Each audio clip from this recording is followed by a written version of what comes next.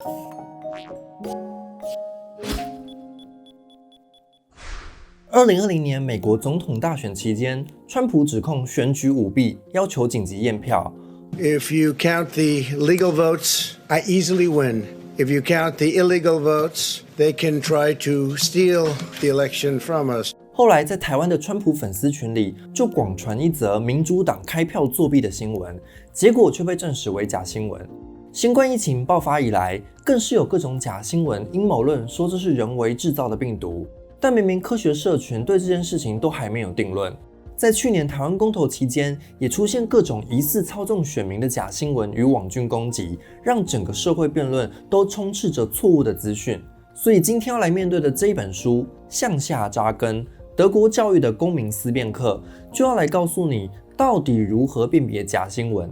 这一本书的作者是德国政治学家 Manfred Tyson， 他在这本书里介绍假新闻的历史，辨别假新闻的几种方法，还有这几年备受讨论的认知作战。首先，让我们来打破一个迷思，其实假新闻并不是网络时代才有的事，早在古埃及时代就出现了历史上第一个假新闻。公元前1274年，埃及军队跟西台人打仗，埃及军队惨败，当时的法老拉美西斯二世却跟埃及人说自己打败了西台人。因为当时没有人会去质疑法老的话，也不存在战地记者记录第一手真相，所以这个假新闻就被埃及人刻在石头上，被当成真相在记载。直到今天，你到埃及的底比斯旅游，都依然可以看到赞扬拉美西斯二世的历史记录。而历史上最大的假新闻，则是在公元4世纪时，罗马的君士坦丁大帝把罗马迁都到拜占庭，也就是今天的土耳其伊斯坦堡。根据当时流传的文献，皇帝迁都的理由是因为教宗圣维斯一世治愈了君士坦丁大帝的麻风病。为了报答教宗，皇帝就把整个罗马赠予给教宗统治。但是15世纪时，意大利学者罗伦佐瓦拉就发现，这份号称是4世纪的文献里头的用词竟然是君士坦丁堡，但当时这个地方应该叫做拜占庭，而不是君士坦丁堡。原来这份文献根本是天主教会伪造的，是8世纪时的教宗为了争夺权力而搞出来的假新闻。正是这份假新闻，让天主教会可以名正言顺地统治西方1000年，可以说是人类史上最大的骗局。近代大规模的假新闻，则是在20世纪时出现了一本号称要统治世界的神秘组织手册，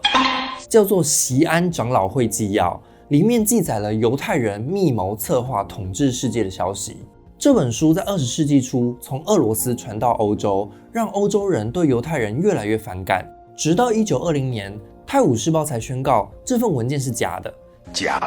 但是为时已晚，整个欧洲的反犹情绪在德国已经达到高峰。希特勒在《我的奋斗》里就是用锡安长老会纪要当作反犹的依据，也就是说，假新闻助长了纳粹的出现。直到今天，在阿拉伯国家，锡安长老会纪要依然会被用来煽动人群，用来反以色列犹太人。另一方面，假新闻在战争期间更是一大妙计，因为发动战争的一方常常需要伪造一个正当理由。例如，在1939年二战爆发时，德国是用什么名义攻打波兰的？就是希特勒派亲卫队自导自演，假装袭击德国跟波兰边境的一座电台，让德国人误以为波兰士兵打过来了，但事实上根本是希特勒安排好的一场戏。这就让他可以名正言顺地跟德国人说，我们被波兰攻击了，我们必须还手。于是隔天的凌晨，德国士兵入侵波兰，才爆发了第2次世界大战。同样的，在1990年，伊拉克军队入侵科威特时，为了让美国的布希政府出手介入，科威特政府就派出了一名16岁的少女到美国国会公开作证，说伊拉克士兵多么残忍，把小婴儿从保温箱里抓出来，这让美国人同仇敌忾，以正义之名加入第1次波斯湾战争。但是后来却被揭露，整场听证会根本是广告公司安排好的骗局，作证的少女其实是个说谎的演员。到了2003年，美国为了继续打第2次波湾战争，推翻伊拉克的海珊，小布希政府就做了假照片，骗美国人说伊拉克有研发毁灭性武器的实验室。正是这些假消息的散播，合理化了战争行动，而且美国政府非常聪明的预防真相被发现。因为在越战时期，美国让战地记者自由报道，导致许多记者揭发越战的血腥画面，引起美国人反感，发起了大规模的反越战运动。所以美国政府汲取教训了，不能再让战地记者可以自由行动，改成只允许迁入式记者，就是记者必须尾随着军事单位，所以他们只能记录下军官想要他们记录的画面。这就是为什么在伊拉克战争的新闻里，你都看不到平民被攻击的画面，只看得到双方开火的干净画面。所以政府一方面制造假新闻，一方面阻止人们发掘真相，借此来达成政治目的。那么我们应该如何辨别假新闻呢？首先，我们要先了解媒体的本质。媒体的原文 medium 是表达内容的中介，也就是我们在接收资讯时必须经过某个中介物，例如旧媒体、报纸、广播电视，或是新媒体、部落格、社群网站、影音平台。旧媒体与新媒体有一个主要差异，就是在旧媒体中会区分客观事实报道跟主观个人意见。记者在报道新闻时通常会尽可能中立，因为记者的工作是传播正确资讯。直接用温度计往下一插，可以看到将近是20公分的深度。但是在新媒体上，客观事实跟主观意见常常是混为一谈。观众会关注一个网红、部落客、YouTuber， 就是希望听到他们的主观言论，而不会要求他们要保持中立。但在社群媒体上发文时，又时常会讨论到一些基本事实跟资讯，这个时候主观跟客观就会产生问题。因为新媒体的性质是人人都可以发表意见，他们不一定是受过专业训练的媒体人员，所以可能在网络上看到假新闻就信以为真，将错误资讯传播出去。换言之，社群媒体其实是助长了假新闻的温床。例如2016年美国总统大选时，川普声称华盛顿邮报、纽约时报跟民主党联手一起制造假新闻，想要诋毁阻止他当选。I'm not going to give you a question. Can you stay categorical? You are fake news. 川普说，我不需要媒体，不需要做假新闻，我可以透过 Twitter 来说真话。但是后来电视台也发现，在 Twitter 上面，川普也在制造假新闻。假的。这让假新闻这个字变成全球关键字。假新闻的意思是有人刻意造假，所以新闻内容是有目的的欺骗。但是当所有媒体都认为自己代表真相的一方时，社会大众到底应该如何判断呢？像是在川普2017年的就职典礼上，白宫新闻发言人就宣称有150万人参加，这立刻被记者质疑，因为从照片上看，川普的就职典礼人数明显比奥巴马就职时更少。川普的顾问却辩解说，这是另类事实。It undermines the credibility of the entire White House press office No, on it day doesn't. one. Don't be so overly dramatic about it, Chuck. You're saying it's a falsehood, and they're giving Sean Spicer, our press secretary, gave alternative facts to that. But the point Wait a minute, remains alternative that there's facts? 但是提出这种另类事实的概念本身就自相矛盾，因为事实之所以为事实，就是可以被检验。但很多时候，消息出来的第一时间，我们其实不容易判断真伪。所以作者指出，我们有几个方式可以来辨别假新闻。第一个是确认第一手的资讯来源，这个新闻报道有没有提到这个消息从哪里来的？如果没有，就必须保持怀疑态度；如果有，就可以去查询这个消息来源的单位是什么，看一下网站负责人是谁，背后的金主又是谁，平常这个网站还发表了哪些内容，其他内容是否可信。例如2018年台湾在争论同性婚姻合法化的时候， LINE 的长辈群组里就疯传一则贴文说，法国20万人上街要求废除同性婚姻，因为社会付出的代价太大了。但是后来根据法国在台协会的查证，那只是一个2万多人的小规模游行，法国多数民众并不反对同婚。如果你去看这则新闻的来源，就会发现它是源自反对性别平等的宗教团体网站。所以辨别假新闻的第一步就是去追查消息的来源。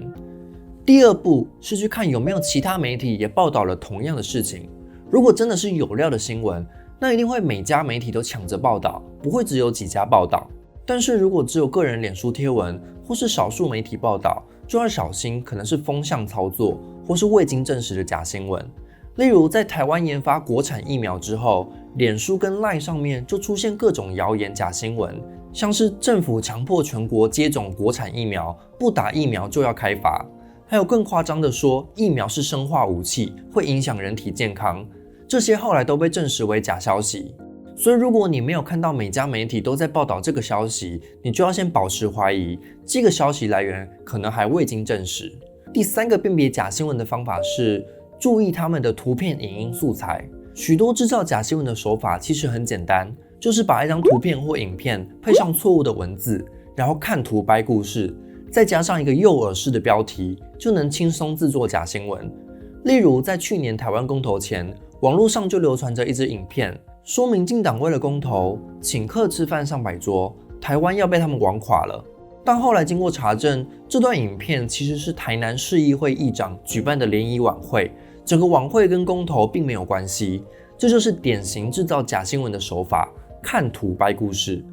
最后第四个辨别假新闻的方法是去看专业人士的看法，有没有专业人士对这个议题发表意见，或是有没有比较专业的人出来查核真相。例如2020年国民党脸书贴出一段猪只抽蓄影片，说这就是吃了瘦肉精的结果，但后来农委会出来辟谣，说这段影片是美国推动快速屠宰的影片，并没有说是吃了莱克多巴胺。所以这样看影片说故事也是在制造假新闻，甚至可能会违反社会秩序维护法。所以在还不确定影片内容到底是什么之前，不要看到黑影就开枪。如果你自己无法判别新闻是否为真，也可以上各种查证平台确认，例如 TFC 台湾事实查核中心、LINE 讯息查证，或是 MyGopen， 建构自己可以信赖的查证来源平台，养成独立思考的查证习惯。去年疫情期间爆发了鼓吹移除疾管家的 LINE 账号的假讯息，让越来越多人开始怀疑这几年在台湾社群媒体上是否有中国网军在背后搞认知作战，也就是所谓的五毛小粉红，专门在网络上散播假新闻，混淆视听。虽然目前台湾还没有详细的实证研究，但我们可以先来看看其他国家的经验。首先是气候科学的例子，西方许多的能源企业因为受到近几十年的环保运动施压，开始想办法改变大众对这些企业形象的认知。例如英国石油公司 BP 就砸大钱来帮自己漂绿，原本 BP 指的是 The British Petroleum Company， 但是因为受到太多环保人士的指责，所以在2001年 BP 就把名字改成 Beyond Petroleum， 超越石油，连商标都改成了绿色环保的样子，透过各种新闻宣传来帮自己漂绿。另一个更典型的认知作战案例是俄罗斯，在德国有450万人会说俄罗斯语，这些人平时就会收看俄罗斯新闻当作资讯来源，所以俄罗斯政府就在2014年开始在德国播放今日俄罗斯的频道，而这个频道其实是俄罗斯国营企业在经营的，所以新闻内容也都是俄罗斯政府的传声筒。2015年时，在普丁政权下，圣彼得堡出现了一间叫做网络研究所的公司，里头领航的知名网军沙夫舒克说，他的工作就是负责在网络上赞扬普丁的政策。所有网军都在一栋高楼里，一天轮2次班，一班12个小时，不眠不休的在网络上搞认知作战。研究发现，在2015年至2017年，这个俄罗斯网络研究所申请了超过4000个账号，在 Twitter、脸书、IG 上搞大内宣。2018年，美国政府甚至起诉这家网络研究所，因为他们涉嫌用认知作战干扰美国总统大选，激发政治对立。所以2016年的美国总统大选之所以会这么两极化，其实是俄罗斯网军在背后搞鬼。同样的事情也发生在土耳其。土耳其在2013年时发生土耳其之春，当时的抗议人士就是用社群媒体来联系搞抗争运动，这让土耳其政府学到了教训，只用旧媒体来搞政治宣传不够，必须用新媒体的网军力量。所以在埃尔多安执政时期，政府就养了6000多名网军。这件事情后来才被维基解密给揭露，证实土耳其政府私底下真的在搞认知作战。你可能会觉得几千人听起来好像不是很多，但事实上，这些被雇用来工作的网军可以利用软体机器人的程式，在社群媒体上创造好几个假账号。这些假账号其实是电脑程式，但看起来却像真人一样，会发文、留言、按赞、分享。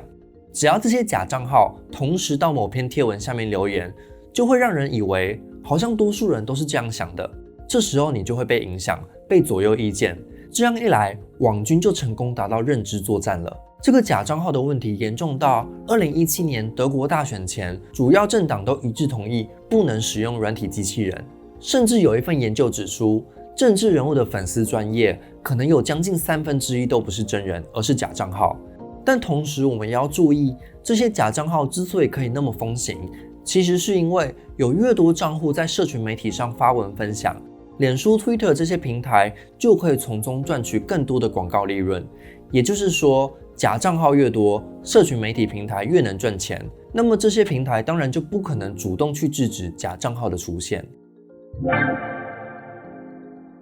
之前我们在监控资本主义的影片里讲过，社群平台会用演算法记录你的浏览内容，然后自动生成其他相关的内容给你看，这样你就会花更多时间待在这些平台上，企业也就可以赚取更多的广告利润。但是这种演算法会让人陷入同温层里，例如只看到自己支持的政党的消息，却误以为整个社会的风向都一样，但其实你只是看到自己的镜像，而听不见与你不同的声音。网络行动者 Ali Pariser 把这称作过滤气泡，其实就是我们常讲的同温层。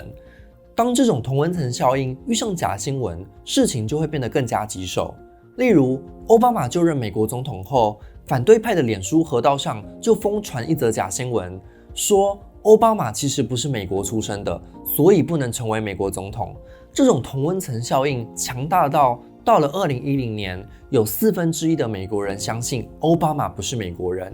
那有没有可能摆脱同温层带来的影响呢？作者提出了几点实际建议。第一，不妨使用多个搜寻引擎，不要只用 Google。第二，经常清除你的浏览记录跟 cookie。